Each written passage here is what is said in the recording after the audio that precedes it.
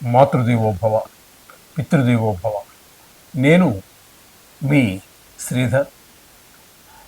ఇప్పుడు మనము 16వ తారీఖు జూలై నెల 2025 నుండి 31వ తారీఖు జూలై నెల 2025 వరకు గోచార ఫలితాలు ఏ విధంగా ఉన్నాయి అనేటటువంటి విషయాన్ని మనం సశాస్త్రీయమైన పద్ధతిలో తీసుకునే ప్రయత్నం చేద్దాము. ఇందులో నా కవిత్వం కానీ నా పైత్యం కానీ ఏమీ చేర్చబడదండి. కేవలము శాస్త్రము ఎంతవరకు చెప్పబడిందో అంతవరకు మాత్రమే చెబుతాను. మీరు ఇది గమనించగలరు. ఓకే, ఇప్పుడు 16వ తారీఖు నుంచి 7వ తారీఖు వరకు 2025 అని అనుకున్నాం కదా. ఇప్పుడు ఈ 15 రోజుల పక్ష ఫలితాలు మిథున రాశి వారికి 16వ తారీఖు 7వ నెల 2025 నుండి 31వ తారీఖు 7వ నెల 2025 వరకు, అనగా ఈ 15 రోజుల్లో గోచార ఫలితాలు ఏ విధంగా ఉంటాయనేది సశాస్త్రీయమైన పద్ధతిలో తెలుసుకునే ప్రయత్నం చేద్దాము. ఈ మిథున రాశి వారికి జన్మంలోనే గురు యొక్క సంచారం జరుగుతోందండి.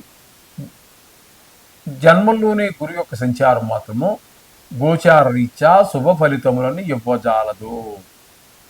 అదే కనుక జాతకం అయితే అది చాలా పూర్తి వ్యతిరేకంగా ఉంటుంది.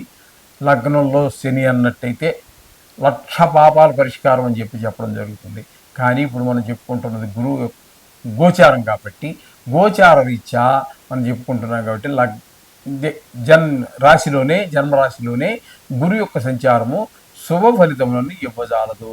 మంచి ఆలోచనలు రావు, మంచి ప్రవర్తన రాదు, కొంత అనారోగ్యం ఉండే అవకాశం ఉంటుంది, కొంచెం ఆదాయం తగ్గేటువంటి అవకాశం ఉంటుంది. ఈ విధమైన ఫలితాలన్నీ కూడా జన్మంలో గురువు యొక్క సంచారం వల్ల కలుగుతూ ఉంటాయి. ఇకపోతే ద్వితీయ స్థానంలో రవి సంచారం, ఇది కూడా మనకు మంచి ఫలితాలు అయితే ఇవ్వజాలదండి. ఏ విధమైన చెడు ఫలితాలు ఇస్తుంది అన్నట్టయితే ఆదాయం తగ్గుతుంది, ధన విషయంలో ఇబ్బందికరమైన పరిస్థితులు కల్పిస్తాడు. అలాగే మాటలో కొంచెం కఠినత్వం పెరుగుతుంది. తద్వారా ఎదుటి వారు బాధపడేటటువంటి అవకాశం కూడా ఉంటుంది. మన మాట తీరుకి ఈ విధంగా ఉంటుంది. అలాగే మనకి కుటుంబం అంతా కూడా అంత ఉల్లాసంగా ఉత్సాహంగా ఉండే అవకాశం ఉండదండి. ఇవన్నీ కూడా మనకి ద్వితీయ స్థానంలో రవి సంచారం వల్ల కలిగేటటువంటి ఫలితాలు. కొంచెం చిన్నపాటి అనారోగ్యాలు కూడా కుటుంబంలో వ్యక్తులకు అందరికీ వచ్చే అవకాశం ఉంటుంది. ఇది మనం రవి వల్ల ఫలితాలు చెప్పుకోవాలి. ఇకపోయినట్టయితే ద్వితీయ స్థానంలో బుధుని యొక్క సంచారం చెప్పుకోవాలి.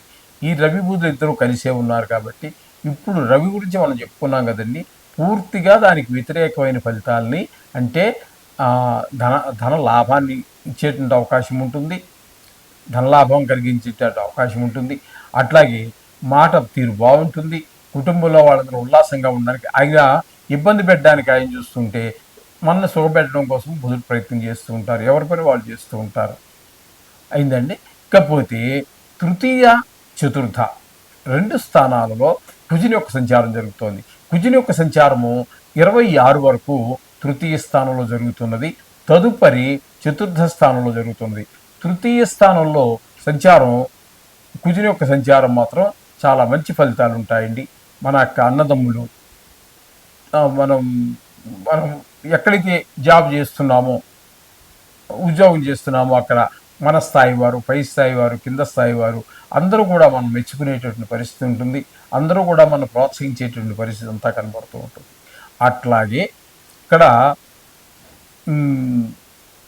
కుజుడు మిగతా 26వ తారీఖు వరకు అక్కడ ఉంటారు. తదుపరి చతుర్థ స్థానంలో ప్రవేశిస్తారు. అంటే 27, 28, 29, 30, 31 ఒక 5 రోజుల పాటు ఇక్కడ సంచారం చేస్తున్నారు. ఈ 5 రోజులు మాత్రం ఇక్కడ చతుర్థ స్థానంలో కుజుని యొక్క సంచారం ఏ మాత్రము సుఫలితాలు ఇవ్వదు. కొంచెం అనారోగ్య పరిస్థితులు లేదా ఉండేటువంటి అవకాశం ఉంటుంది ఎవరికి తల్లిగారి విషయంలో. అలాగే విద్య, భూమి, గృహ, వాహన ఇత్యాది విషయాల్లో కొంత ఇబ్బంది కలగజేసేటువంటి పరిస్థితి ఉంటుంది కుజుని యొక్క సంచారం, చతుర్థ సంచారం. ఇకపోతే తృతీయ స్థానంలో కనుక మనం తీసుకున్నట్టయితే కుజుడితో పాటుగా కేతువు కూడా ఉన్నారు. కేతు ఇక్కడే ఉంటారండి 15 రోజులు, మధ్యలో మారేది ఏం లేదు. కాబట్టి ఇక్కడ కేతు తృతీయ స్థానంలో ఆయన కూడా చాలా చక్కటి ఫలితాలు ఇస్తారని కేతు కూడా తృతీయ స్థానంలో అందరి యొక్క సహాయ సహకారాలు అదేవిధంగా మనకు బుధుడు ఏ విధంగా మనకు సహాయ సహకారాలు అందే విధంగా మనస వాచ్యాకారం ఉన్నాయో అదేవిధంగా సహాయపడుతూనే మోక్షానికి కూడా గురించి కూడా మనం ఆలోచించుకునే విధంగా ఆ దైవభక్తి కూడా పెరుగుతూ ఉంటుంది. ఈ కేతు యొక్క తృతీయ స్థాన సంచారం వల్ల ఈ విధమైన ఫలితాలు చెప్పుకోవాలి. ఇకపోతే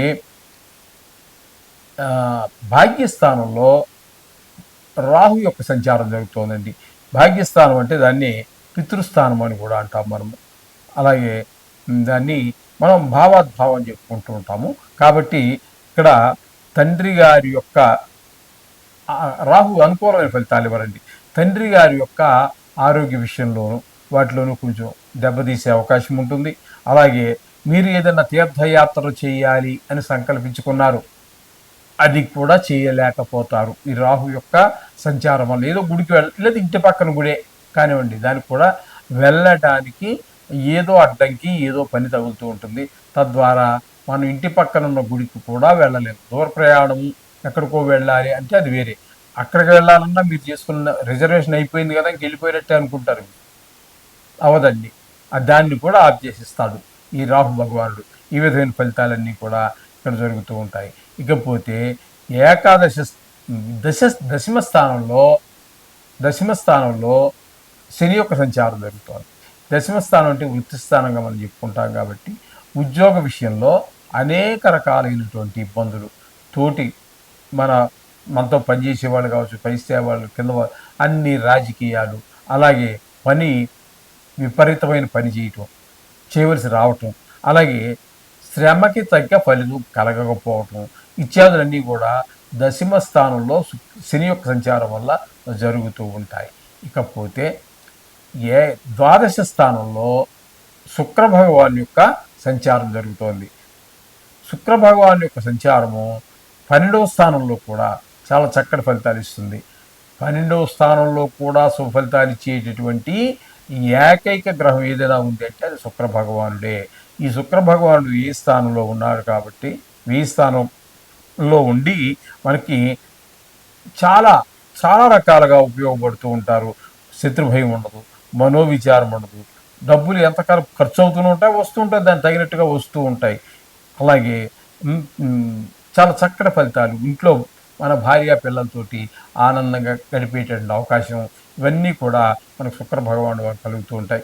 అలాగే టీవీ రంగంలో ఉన్నటువంటి వారికి, సినిమా రంగంలో ఉన్నటువంటి వారికి, ఈ సోషల్ మీడియాలో ఉన్న వారికి కూడా చాలా అనుకూలమైనటువంటి ఫలితాలు ఈ శుక్ర భగవానుడు కల్పిస్తాడు. అలాగే లలిత కళల్లో ప్రవేశమో ప్రావీణ్యమో ఉన్నటువంటి వారికి మంచి అవకాశాలన్నీ కూడా కల్పిస్తూ ఉంటాడు శుక్ర భగవానుడు.